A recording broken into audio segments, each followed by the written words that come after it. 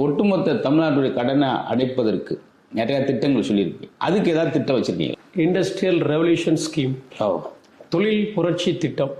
இந்த திட்டத்தை நடைமுறைப்படுத்துறதுக்கு PPPன்னு ஒரு மாடலை அரசுக்கு நான் பரிந்துரைக்கிறேன். தமிழக அரசுக்கு 10 லட்சம் கோடிக்கு மேற்பட்ட கடன் அடைக்கிறதுக்கு 7,60,000 கோடி உடனடியாக 2 to 5 வருஷத்துல இதை அடைக்கக்கூடிய சாத்தியக்கூறு கிடைக்கும். ஜிஎஸ்டி ரெவன்யூ 1,60,000 கோடி இதன் மூலமா கிடைக்கும். ஜிடிபி 33% இன்க்ரீஸ் ஆகும். வேலை வாய்ப்பு 30 லட்சம் பேருக்கு கிடைக்கும். சைனா +1 வேவ்னு ஒரு ஸ்ட்ராட்டஜி இருக்கு. ஸோ இந்த வேவை நம்ம பயன்படுத்திக்கணும். இதுக்கு பேக் போனா இருக்கக்கூடிய ஃபண்டிங் அது ஒரு அதிசயம் மாதிரி நடந்திருக்கு.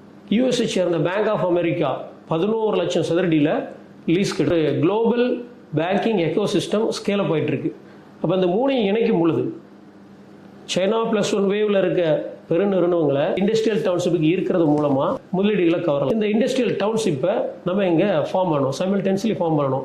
பேங்கிங் சிஸ்டம் இந்த மூணையும் இணைக்கும் பொழுது வளர்ச்சி 100% சாத்தியமா இருக்கும். நடவடிக்கை எடுத்தால் நாம் உடனிருந்து பயணித்து உரிய ஆலோசனைகளை வழங்க கடமைப்பட்டுள்ளோம். நன்றி.